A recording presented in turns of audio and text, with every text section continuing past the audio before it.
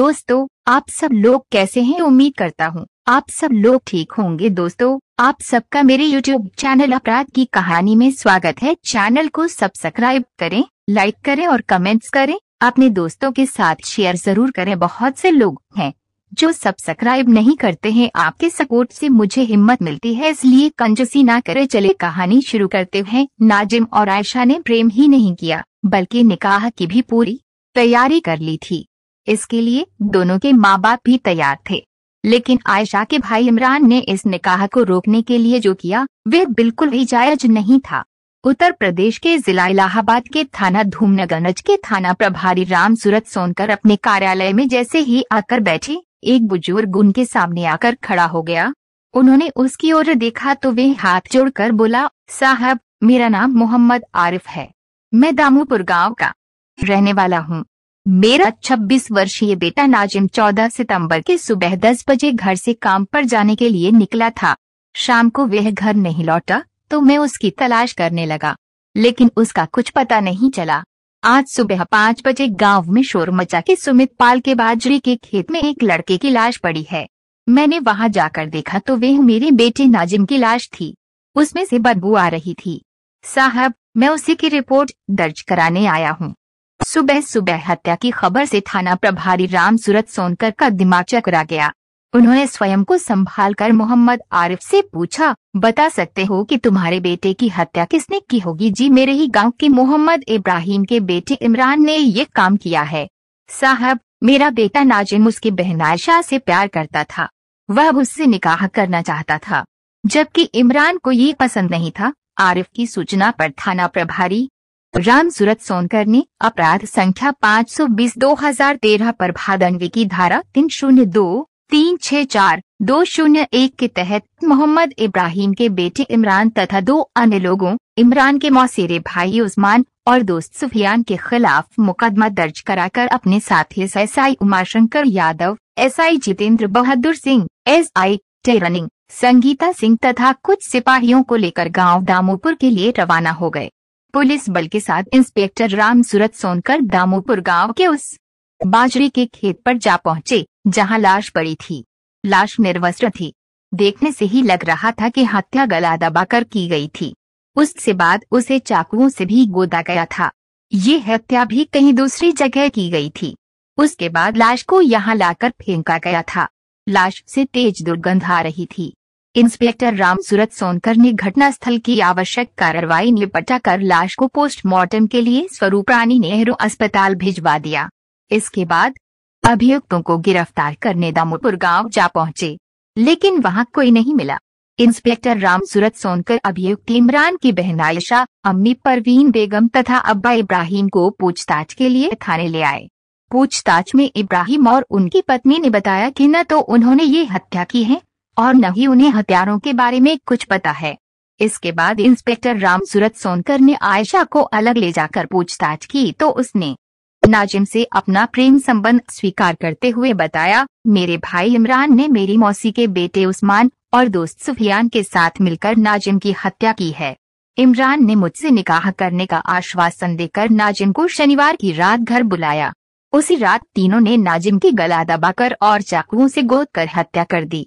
आधी रात के बाद गांव में सन्नाटा पसर गया तो वे नाजिम की लाश को गांव से बाहर बाजरे के खेत में फेंक आए थे। इंस्पेक्टर राम सूरत सोनकर ने इमरान के पिता इब्राहिम को रोककर आयशा और उसकी मां परवीन बेगम को घर भेज दिया था। यह 16 सितंबर की बात है। 19 सितंबर को सूरज ने अभी पूरी तरह आंखें खोली भी नहीं थी कि इब्राहिम के घर की महिलाओं की चीख चीख कर रोने की आवाज से पूरा गांव जाग गया। गांव वाले इब्राहिम के घर पहुंचे तो पता चला कि उसकी बेटी आयशा ने फांसी लगाकर आत्महत्या कर ली है। गांव वालों के कहने पर परवीन बेगम ने इस घटना की सूचना थाना धूमनगरगंज पुलिस को दी। इंस्पेक्टर राम सूरत सोनकर को परवीन बेगम की बातों पर कतई विश्वास नहीं हुआ। फिर भी उन्होंने उसके बताए अनुसार अपराध संख्या 529/2013 पर भादनवी की धारा 309 के तहत मुकदमा दर्ज कराकर साथियों के साथ दामोपुर स्थित इब्राहिम के घर जा पहुंचे। आयशा की लाश मकान की पहली मंजिल बने कमरे में दरवाजे के ऊपर के रोशनदान से रस्सी के सहारे लटक रही थी। इंस्पेक्टर राम सूरत सोनकर ने लाश का निरीक्षण करने के दौरान देखा कि लटक रही लाश के पैर फर्श को छू रहे थे। शरीर पर 2 जगहों पर जले के निशान थे। कपड़ों से मिट्टी के तेल की गंध आ रही थी। वहीं मिट्टी के तेल का डिब्बा भी पड़ा था। स्थितियों से यही लग रहा था कि पहले उस पर मिट्टी का तेल डालकर जलाकर मारने का प्रयास किया गया था। किसी वजह से इरादा बदल गया तो गला दबाकर उसकी हत्या कर दी गई। उसके बाद लाश को रस्सी के सहारे लटका कर आत्महत्या का रूप दे दिया गया। पुलिस ने जब हत्या की शंका व्यक्त की, लेकिन घर वाले यह बात मानने को तैयार नहीं थे। इंस्पेक्टर रामसूरत सोनकर ने लाश को नीचे उतरवाकर आवश्यक कार्रवाई निपटाई और लाश को पोस्टमार्टम के लिए स्वरूप रानी नेहरू अस्पताल भिजवा दिया। अब उन्हें पोस्टमार्टम रिपोर्ट की प्रतीक्षा थी। पोस्टमार्टम के बाद आयशा की लाश अंतिम संस्कार के लिए उसके घर वालों को सौंप दी गई। इंस्पेक्टर रामसूरत को पोस्टमार्टम की रिपोर्ट मिली तो उनका शक विश्वास में बदल गया, क्योंकि पोस्टमार्टम रिपोर्ट आयशा की मौत एंटीमार्टम इंजरी स्ट्रांगुलेशन यानी गला दबाकर हत्या करना बता रही थी। इस बीच इंस्पेक्टर रामसूरत सोनकर ने इस मामले में अपने मुखबिरों से बहुत सारी जानकारियां प्राप्त कर ली थीं। प्राप्त जानकारियों के अनुसार आयशा के भाई को उस रात गांव में देखा गया था। चर्चा थी कि आयशा नाजिम की हत्या की पूरी कहानी पुलिस को बताकर मुख्य गवाह बन गई थी, इसलिए उसे उसके भाई ने मार दिया था। अभियुक्तों की गिरफ्तारी के लिए थाना धूमनगरज पुलिस ने ताबड़तोड़ छापे मारने शुरू किए। परिणाम स्वरूप 20 सितंबर को पुलिस ने इमरान के मौसेरे भाई उस्मान को गिरफ्तार कर लिया। पूछताछ के बाद अगले दिन पुलिस ने उसे अदालत में पेश करके जेल भेज दिया। इसके बाद 28 सितंबर को आयशा का भाई इमरान भी पुलिस गिरफ्त में आ गया। पुलिस ने पूछताछ कर कि अगले दिन उसे भी अदालत में पेश किया, जहां से उसे जेल भेज दिया गया।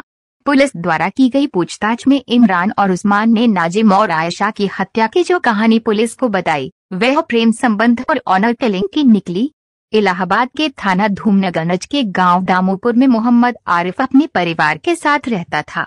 उसके परिवार में पत्नी के अलावा 6 बेटे थे। बेटों में नाजिम सबसे छोटा था।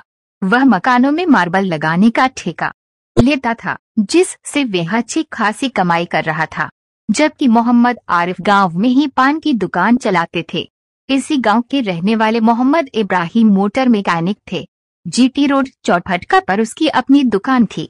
घर में पत्नी परवीन बेगम के अलावा 3 बेटे और 4 बेटियां थीं। 18 वर्षीय आयशा तीसरे नंबर पर थी।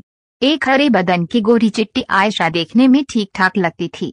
आयशा के भाई इमरान की नाजिम से खूब पटती थी। उनकी यह दोस्ती बचपन की थी। नाजिम का उसके घर भी आना जाना था। इसी आने जाने में आयशा को नाजिम कब पसंद आ गया, उसे खुद ही पता नहीं चला। नाजिम आयशा को 1 से 2 दिन दिखाई न देता तो वह बेचैन हो उठती। उसकी आंखें नाजिम के दीदार को तड़पने लगती। जल्दी ही नाजिम को आयशा की इस तड़प का एहसास हो गया। यही वजह थी कि जिस आग में आयशा जल रही थी, उसी आग में नाजिम भी जलने लगा। वह जब भी आयशा के घर आता, चाहत भरी नजरों से उसे देखता रहता। ऐसे में ही किसी दिन आयशा और नाजिम को तन्हाई में मिलने का मौका मिला तो दोनों के दिल की तरफ होठों पर आ गई। नाजिम ने आयशा का हाथ पकड़कर कहा, आयशा तुम मुझे बहुत अच्छी लगती हो। जी चाहता है मैं तुम्हें हमेशा देखता रहूं। नाजिम मेरा भी यही हाल है। आयशा उसके नजदीक आकर बोली, मेरा भी मन करता है कि हर पल तुम्हें ही देखती रहूं, तुमसे खूब बातें करूं, तुम्हारे साथ घूमूं। तुम मेरे दिलो दिमाग में रच बस गए हो।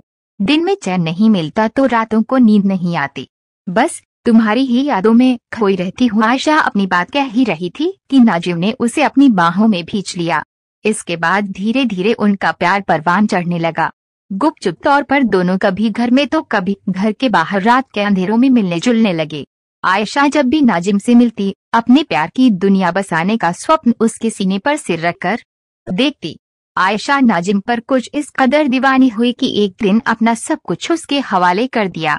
इसके बाद नाजिम ने उसे भरोसा दिलाया कि दुनिया भले ही इधर से उधर हो जाए, लेकिन वह उसे इधर से उधर नहीं होने देगा। वह उसी से निकाह करेगा। प्यार मोहब्बत कोई छिपने की चीज तो है नहीं। यही वजह थी कि नाजिम और आयशा की मोहब्बत का भी खुलासा हो गया। गांव में उनकी मोहब्बत की चर्चाएं होने लगी। ये खबर इब्राहिम और उसके बेटे इमरान तक भी पहुंच गई। बहन की इस करतूत से इमरान को आग सी लग गई। वह आयशा पर नजर रखने लगा। उसने आयशा का घर से निकलना बंद करा दिया। इसके बाद उसने नाजिम को भी धमकाया, खबरदार, अब कभी आयशा से मिलने की कोशिश की तो अंजाम बहुत बुरा होगा। लेकिन नाजिम और आयशा की मोहब्बत इतनी गहरी हो चुकी थी कि इमरान की कोई भी कोशिश सफल नहीं हुई। किसी न किसी बहाने आयशा और नाजिम मिल ही लेते थे। ऐसे ही पलों में एक दिन आयशा ने कहा, नाजिम, मेरे भाईजान इमरान को हमारी मोहब्बत पर सख्त ऐतराज है। वह नहीं चाहते कि मैं तुमसे मिलूं। उन्होंने मुझ पर इतनी सख्ती कर दी है कि तुमसे मिलना मेरे लिए मुश्किल हो गया है। गांव में भी हमारी मोहब्बत के चर्चे आम हो गए हैं। वैसे मेरी अम्मी और अब्बू को हमारी मोहब्बत पर ज्यादा ऐतराज नहीं है। अगर तुम अपने अब्बू को निकाह के लिए मेरे अब्बू के पास भेजो तो बात बन सकती है। नाजिम को आयशा की बात उचित लगी। उसने आयशा को आश्वासन दिया कि घर पहुंचते ही वे अम्मी अब्बू से निकाह की बात करेगा। नाजिम ने कहा ही नहीं बल्कि घर आते ही बात भी की। तब अगले ही दिन उसके अब्बू आयशा के अब्बू इब्राहिम से मिलने उनके कारखाने पर जा पहुंचे। उन्होंने उनसे आयशा और नाजिम के निकाह की बात की तो पहले तो इब्राहिम ने मना कर दिया, लेकिन बाद में कहा, देखो आरिफ भाई, मुझे तो इस निकाह से कोई ऐतराज नहीं है, लेकिन मुझे पूरा विश्वास है कि इमरान इस निकाह के लिए तैयार नहीं होगा। फिर भी मैं घर में बात चलाऊंगा। इमरान को जब पता चला कि आयशा के निकाह के लिए नाजिम के अब्बू उसके अब्बू के पास आए थे तो वह स्वयं को रोक नहीं सका और जाकर नाजिम से झगड़ा करने लगा। तब गांव के कुछ लोगों ने उसे समझा बुझाकर शांत किया, कहीं कुछ उल्टा सीधा न हो जाए। यह सोचकर गांव के कुछ बुजुर्गों ने इकट्ठा होकर इमरान को समझाया कि नाजिम खाता कमाता है, आयशा भी बालिग हो चुकी है, इसलिए दोनों का निकाह करने में उसे परेशानी किस बात की है। कोई ऊंच नीच हो, इससे बेहतर है कि दोनों का निकाह कर दिया जाए।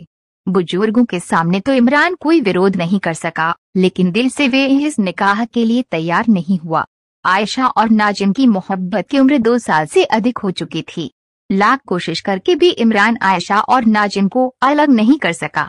बुजुर्गों के समझाने के बाद नाजिम और आयशा को लगने लगा था कि अब उनका निकाह हो जाएगा। इसकी वजह यह थी कि दोनों के अम्मी अब्बू राजी थे। बात सिर्फ इमरान की थी। उन्हें विश्वास था कि एक नए दिन वे भी मान जाएगा। 15 से 20 दिनों तक इमरान ने भी विरोध नहीं है किया तो आयशा और नाजिम को लगा कि अब सारी रुकावटें दूर हो गई हैं।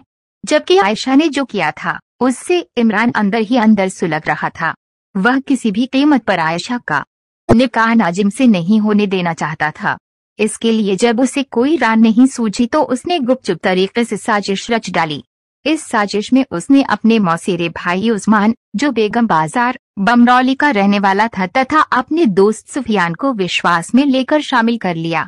पूरी योजना तैयार करके इमरान ने 14 सितंबर शनिवार को बहन से कहा, आयशा, मुझे लगता है कि नाजिम तुझे खुश रखेगा, इसलिए तेरा निकाह उससे कर देना ही ठीक है। ऐसा करो, आज रात 9 बजे नाजिम को फोन करके तुम घर पर बुला लो। निकाह कब और कैसे किया जाए बात कर लेते हैं। इमरान की बात सुनकर आयशा को यकीन नहीं हुआ, इसलिए उसने कहा, भाईजान, आप ये क्या कह रहे हैं? मैं सच कह रहा हूँ। इमरान ने विश्वास दिलाते हुए कहा, जब घर के सभी लोग तैयार हैं तो मैं ही तेरी खुशी में टांग क्यों अड़ाऊं। इमरान में बदलाव देखकर आयशा खुश हो उठी। उसने कहा, भाईजान, मैं अभी नाजिम को फोन किए देती हूँ, वह काम से लौटते हुए सीधे अपने घर आ जाएगा। इसके बाद आयशा ने अपने मोबाइल फोन से नाजिम को फोन करके कहा, नाजिम, आज काम से लौटते समय तुम सीधे मेरे घर आ जाना। इमरान भाई मान गए हैं, वह तुमसे बात करके निकाह की तारीख पक्की करना चाहते हैं। आयशा ने अपनी ये बात पूरे विश्वास के साथ कही थी, इसलिए नाजिम ने हामी ही नहीं भरी, बल्कि ठीक समय पर वे उसके घर आ गया। इमरान उससे बड़ी आत्मीयता से मिला। नाजिम को उसने ऊपर के कमरे में ले जाकर बैठा दिया। उस कमरे में पहले से ही उस्मान और सुफियान बैठे थे। नाजिम उन्हें जानता था, इसलिए उनसे बातें करने लगा। नाजिम को नाश्ता भी कराया गया।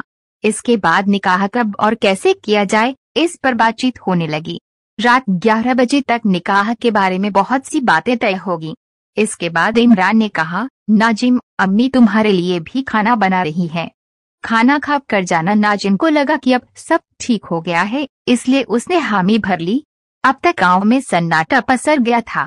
दिन भर का थका मांदा नाजिम लापरवाह चारपाई पर बैठा था। इसी का फायदा उठाकर उस्मान और सुफियान ने अचानक नाजिम के हाथ पैर पकड़ लिए तो इमरान ने झटपट कर नाजिम का गला पकड़ लिया और दबाने लगा। छटपटा कर नाजिम ने प्राण त्याग दिए। वह जिंदा न रह जाए इसके लिए उस पर चाकू से भी वार किए गए। इसके बाद रात में ही नाजिम की लाश गांव से बाहर बाजरे के खेत में बीचों बीच फेंक दी गई। काम हो जाने के बाद सुफियान और उस्मान अपने अपने घर चले गए।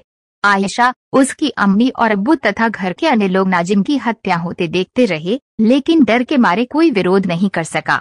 आयशा ने कुछ कहना चाहा तो इमरान चीख कर बोला, खबरदार, अगर किसी ने कुछ भी बोलने या कहने की हिम्मत की तो मुझसे बुरा कोई नहीं होगा। उसका भी वही हाल कर दूंगा जो मैंने नाजिम का किया है। घर वालों को धमका कर इमरान उस कमरे में गया जिसमें उसने नाजिम की हत्या की थी। उसकी साफ सफाई करके सुबह से पहले ही घर वालों को बिना कुछ बताए वह भी फरार हो गया। 3 दिनों तक नाजिम के बारे में किसी को कुछ पता नहीं चला। 18 सितंबर को जब लाश से दुर्गंध आने लगी तो कुछ लोग खेत के भीतर यह देखने के लिए घुसे कि दुर्गंध किस चीज की आ रही है। तब नाजिम की हत्या का पता चला। मोहम्मद आरिफ की सूचना पर पुलिस इमरान और साथियों को गिरफ्तार नहीं कर सकी तो दबाव बनाने के लिए इमरान के अम्मी अब्बू तथा बहन आयशा को थाने ले आई थी। पूछताछ के बाद थाना प्रभारी राम सूरत सोनकर ने इब्राहिम को थाने में रोककर परवीन बेगम और आयशा को घर भेज दिया। इमरान को साथियों से पता चल गया था कि आयशा ने नाजिम की हत्या की एक बात पुलिस को बता दी है।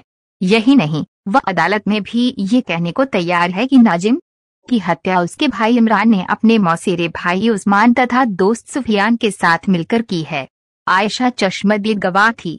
अगर वह अदालत में गवाही देती तो इमरान और उसके साथियों को सजा निश्चित थी। इसलिए इमरान को लगा कि किसी भी तरह आयशा को रोका जाए। वह उसी रात छिपते छिपाते घर आया और आयशा को समझाने लगा कि वे उसके खिलाफ गवाही न दे। लेकिन आयशा अपनी जिद पर अड़ी थी क्योंकि उसके प्रेमी को मारा गया था। उसने कहा, दुनिया भले ही इधर से उधर हो जाए, मैं अपनी बात से नहीं डिगूंगी।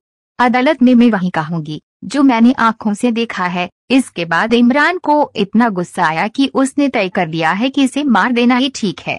उसने मिट्टी के तेल का डिब्बा उठाया और उस पर तेल डालने लगा। आयशा जान बचाने के लिए चीखते हुए भागी। तब उसे लगा कि अगर उसने आग लगाई तो ये शोर मचा देगी, शोर शराबा न हो। यह सोचकर उसने आयशा को पकड़ा और अपने दोस्त जाहिद की मदद से उसका गला दबाकर मार दिया। इसके बाद हत्या को आत्महत्या का रूप देने के लिए उसने आयशा की लाश को रस्सी का फंदा बनाकर दरवाजे के ऊपर बने रोशनदान से लटका दिया और अपने साथी जाहिद के साथ घर से भाग गया। कथा लिखे जाने तक नाजिम की हत्या में शामिल तीसरे अभियुक्त सुफियान तथा आयशा की हत्या में शामिल जाहिद को पुलिस गिरफ्तार नहीं कर सकी थी। पुलिस उनकी गिरफ्तारी के लिए जगह जगह छापे मार रही थी। दोस्तों, आपको कहानी कैसी लगी कमेंट कर जरूर बताएं और एक बार आपसे कहूंगा चैनल को सब्सक्राइब करें और लाइक करें, शेयर करें भी करें। कल फिर मिलेंगे एक और नई कहानी के साथ। तब तक अपना ख्याल